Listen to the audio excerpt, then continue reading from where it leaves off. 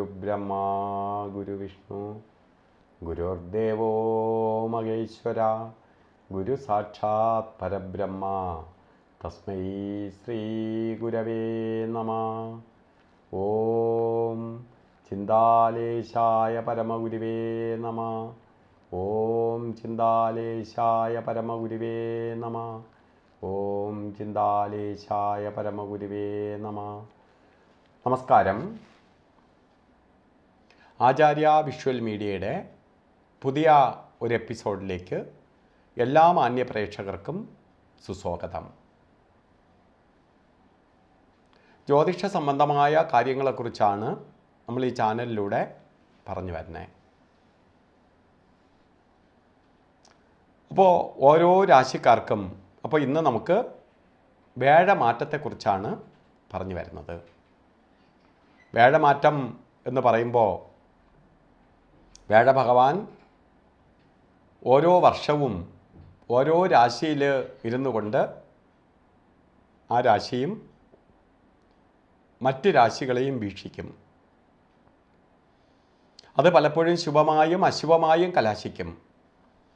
വേഴം എന്ന് പറയുമ്പോൾ എല്ലാവർക്കും അറിയാം, ധനത്തിൻ്റെ ആധിപത്യം വഹിച്ച ഗ്രഹമാണ് വ്യാഴം. നമ്മളൊരു ജാതകം തന്നെ നോക്കുമ്പോൾ വ്യാഴം ആ ജാതകത്തിൽ എങ്ങനെയാണ്, ഒരു ജാതകം എഴുതുമ്പം തന്നെ വ്യാഴത്തിൻ്റെ സ്ഥിതി എങ്ങനെയാണ്, ഇതിനെ ആസ്പദമാക്കിയാണ് ഒരാളിൻ്റെ സാമ്പത്തിക പുരോഗതി പോകത്തുള്ളൂ. അതുകൊണ്ട് വ്യാഴത്തിൻ്റെ മാറ്റം വരിക 1199 ആണ്ട് മേടമാസം 18 തീയതി 2024 മെയ് മാസം 1 തീയതി വ്യാഴം മേടം രാശിയിൽ നിന്ന് ഇടവം രാശിയിലേക്ക് പ്രവേശിക്കുകയാണ്. 2025 മെയ് മാസം 15 തീയതി വരെ ഈ രാശിയിൽ മഹാഗുരു നിലയുറപ്പിക്കും. അങ്ങനെ ഈ രാശിയിൽ നിന്നുകൊണ്ട് ഓരോ രാശിക്കാരെ എങ്ങനെ അദ്ദേഹം പരിപാലിക്കുന്നു എന്നാണ് നമുക്ക് ഈ ചാനലിലൂടെ നോക്കേണ്ടത്. ഇന്ന് ധനുരാശിക്കാരുടെ ഫലത്തെക്കുറിച്ച് ചിന്തിക്കാം. ധനു എന്ന് പറയുമ്പോൾ വ്യാഴഭഗവാന്റെ വീടാണ്. ധനുരാശിക്കാർക്ക് വ്യാഴം 6-ാം ഭാവത്തിലേക്കാണ് പോയിരിക്കുന്നത്. 6-ാം ഭാവം ശത്രുസ്ഥാനം. അപ്പോൾ വളരെ വ്യാഴൻ്റെ മാറ്റം നിങ്ങൾ ശ്രദ്ധിക്കണം. ശത്രുഭാവത്തിലേക്ക് വ്യാഴം മാറുകയാണ്. വ്യാഴം ശത്രുസ്ഥാനത്തേക്കാണ് വന്നിരിക്കുന്നത്.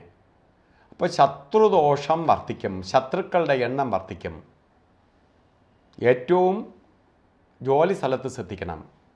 കർമ്മ മേഖലയിലാണ് കൂടുതലായിട്ട് സൂക്ഷിക്കേണ്ടത്. മേലുദ്യോഗസ്ഥരുടെ അപ്രീതി ഉണ്ടാവും. കൂടെ നിൽക്കുന്നവർ നമ്മൾക്ക് എതിരാവും. നമ്മൾ തന്നെ കീഴ് ജീവനക്കാരെ പറഞ്ഞാൽ പോലും അവരനുസരിക്കാത്ത അവസ്ഥയുണ്ടാവും. പലതരത്തിൽ അപഖ്യാതി കേൾക്കും, ചെയ്യാത്ത ആരോപിക്കപ്പെടും, കേസ് വഴക്കുകൾ വന്നു ചേരാം.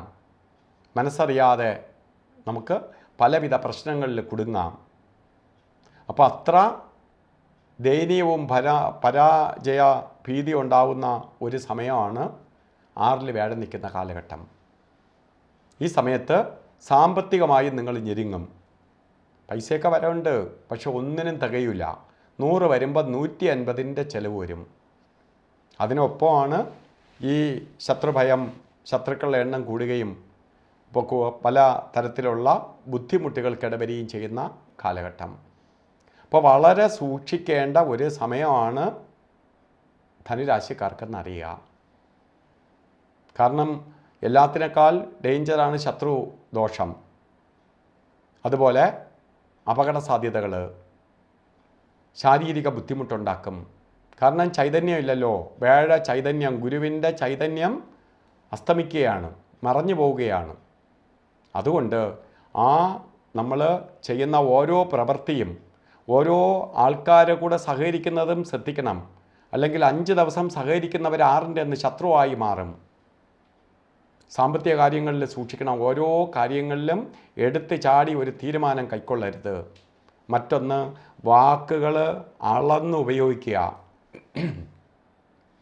കാരണം നല്ലത് പറഞ്ഞാലും ദോഷമായി തീരും. നമ്മൾ പറയണത് നല്ലതാണ്, പക്ഷെ അവർ ശ്രവിക്കുന്നത് വിപരീതമായി കലാശിക്കും. അതുകൊണ്ട് വാക്ക് തന്നെ ശത്രുതയ്ക്ക് വഴിതെളിക്കും.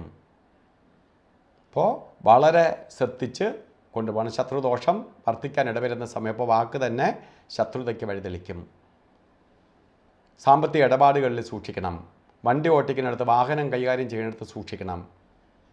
അപ്പോൾ അതേപോലെ നമ്മളുടെ മേലുദ്യോഗസ്ഥർ വല്ലതും പറഞ്ഞാലും അതിനെ എതിർക്കാൻ നിൽക്കരുത്.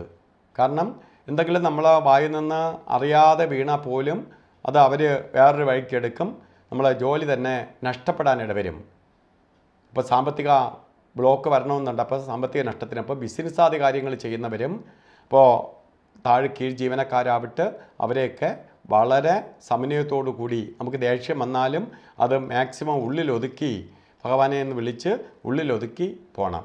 അല്ലെങ്കിൽ പലതരത്തിലുള്ള തകർച്ചകൾക്കിട വരുന്ന കാലഘട്ടവും കൂടിയാണ്. അപ്പോൾ ഇതിന് നമുക്ക് അതിജീവിച്ച് പോകാൻ വേണ്ടി വിഷ്ണു പ്രീതി വരുത്തി പോകണം. വിഷ്ണുവിനെ എത്രത്തോളം പ്രീതിപ്പെടുത്താമോ പ്രീതിപ്പെടുത്തണം. പ്രത്യേകിച്ച് വ്യാഴാഴ്ച ദിവസങ്ങളിൽ വിഷ്ണു ക്ഷേത്രത്തിൽ പോയി ഭഗവാന്റെ അവതാരങ്ങളായിട്ടുള്ള ക്ഷേത്രത്തിലെങ്കിലും ദർശനം ചെയ്യണം. അത് ശ്രീകൃഷ്ണസ്വാമി ക്ഷേത്രത്തിൽ പോയാലും ശരി, ഗുരുവായൂരപ്പൻ ടെമ്പിളിൽ പോയാലും ശരി, അല്ലെങ്കിൽ അവതാരങ്ങളായിട്ടുള്ള രാമൻ്റെയോ അതുപോലെ നരസിംഹമൂർത്തിയുടെയോ അല്ലെങ്കിൽ അതുപോലെ അവതാരങ്ങളായിട്ടുള്ള ക്ഷേത്രങ്ങളിൽ പോയാലും മതി. പോയി വ്യാഴാഴ്ച ദിവസങ്ങളിൽ ഭഗവാന് പാൽപ്പായസം, തുളസിമാല, അർച്ചന ഇവ നടത്തണം. ഒരു മഹാസുദർശന യന്ത്രം, ശത്രു സംഹാരിയാണ് സുദർശനം. സർവ്വശത്രുവിനെയും സർവ്വശത്രുദോഷത്തെയും മാറ്റിത്തരാനുള്ള ശക്തിയുണ്ട്. ഇപ്പോൾ ശത്രുസംഹാര യന്ത്രമായ മഹാസുദർശന യന്ത്രം ലക്ഷ്മീ നാരായണ യന്ത്രവുമായി ചേർത്ത് ദേഹരക്ഷ കെട്ടിക്കൊള്ളണം. അതുപോലെ വിഷ്ണുവിൻ്റെ മന്ത്രമായ ഹരേ രാമ ഹരേ കൃഷ്ണ മന്ത്രം ജപിക്കുകയും ചെയ്യുക. ഹരേ രാമ രാമ രാമ ഹരേ ഹരേ, ഹരേ കൃഷ്ണ കൃഷ്ണ കൃഷ്ണ ഹരേ ഹരേ, ഷോഡശ മഹാമന്ത്രമായ രാമനാമ മന്ത്രം ജപിക്കുക. അപ്പോൾ ഈ ദോഷത്തിൽ നിന്ന് അതിജീവിക്കാം. താൻ പാതി ദൈവം പാതി. തൻ്റെ പാതിയാണ് താൻ ശ്രദ്ധിക്കുന്നത്. ഓരോ കാര്യങ്ങൾ എനിക്ക് സമയദോഷമാണ് എന്നറിഞ്ഞ് പ്രവർത്തിക്കുന്നതാണ് 50% പരിഹാരം. പിന്നെ ദൈവത്തിൻ്റെ പാതി. നമുക്കിങ്ങനെ പൂജാതി കർമ്മങ്ങളും പ്രാർത്ഥനയൊക്കെ ചെയ്ത് നെഗറ്റീവ് എനർജിയെ ഇല്ലാതാക്കാം. ഈ ചാനൽ സബ്സ്ക്രൈബ് ചെയ്തിട്ടില്ലെങ്കിൽ സബ്സ്ക്രൈബ് ചെയ്യുക. സബ്സ്ക്രൈബ് ചെയ്യുമ്പോൾ ബെൽ ബട്ടണും കൂടി അമർത്തുക. കാരണം നമ്മൾ ഈ ചാനലിലൂടെ പല തരത്തിലുള്ള പ്രോഗ്രാം ചെയ്യുന്നുണ്ട്. ഒന്ന്, നിങ്ങളുടെ ഇന്നത്തെ ദിവസം എങ്ങനെ എന്ന നിത്യജ്യോതിഷം നിങ്ങളിലേക്ക് എത്തിക്കുകയാണ് യൂട്യൂബിലൂടെ. എല്ലാ ദിവസവും രാവിലെ 6 മണിയാവുമ്പോൾ നിങ്ങളുടെ മൊബൈലിൽ എത്തുകയാണ് ഞങ്ങൾ. അപ്പോൾ ഇന്നത്തെ ദിവസം എങ്ങനെയെന്ന് നോക്കി നിങ്ങൾക്ക് യാത്ര തിരിക്കാം. അതേപോലെ തന്നെ യൂട്യൂബ് ലൈവ് പ്രോഗ്രാം ചെയ്യുന്നുണ്ട്. 1 മണിക്കൂർ ദൈർഘ്യമുള്ള ലൈവ് ഇടയ്ക്കിടയ്ക്ക് നമ്മൾ ഈ ചാനലിലൂടെ ചെയ്യുന്നുണ്ട്. അപ്പോൾ നിങ്ങൾക്ക് വേണ്ടപ്പെട്ടവരുടെയോ ഒക്കെ കാര്യങ്ങൾ ചോദിച്ച് തത്സമയം മനസ്സിലാക്കാം. അതുപോലെ തന്നെ ഈ ചാനൽ ഷെയർ ചെയ്യുക. കാരണം നമ്മളെപ്പോലെ കഷ്ടത അനുഭവിക്കുന്ന ആരെങ്കിലും ഉണ്ടെങ്കിൽ അവരിത് കേട്ട് ഈ ദോഷത്തിൽ നിന്ന് അതിജീവിച്ച് എടുത്തു ചാടി ഒന്നും ചെയ്യാതെ ഒരു കുഴിയിൽ പോയി വീണതിന് ശേഷം പിന്നെ അയ്യോ എനിക്ക് ഞാൻ വീഴണ്ടായിരുന്നു എന്ന് വിചാരിച്ചിട്ട് കാര്യമില്ല. ഒരു അസുഖം വരുന്നതിന് മുമ്പ് ചികിത്സിക്കുക. അപകടങ്ങൾ മുന്നേ കൂട്ടി മനസ്സിലാക്കാൻ വേണ്ടി ആചാര്യന്മാർ എഴുതി തയ്യാറാക്കിയതാണ് ജ്യോതിഷശാസ്ത്രം. കാരണം ജീവിതയാത്രയിലെ റൂട്ട് മാപ്പാണ് ജ്യോതിഷം.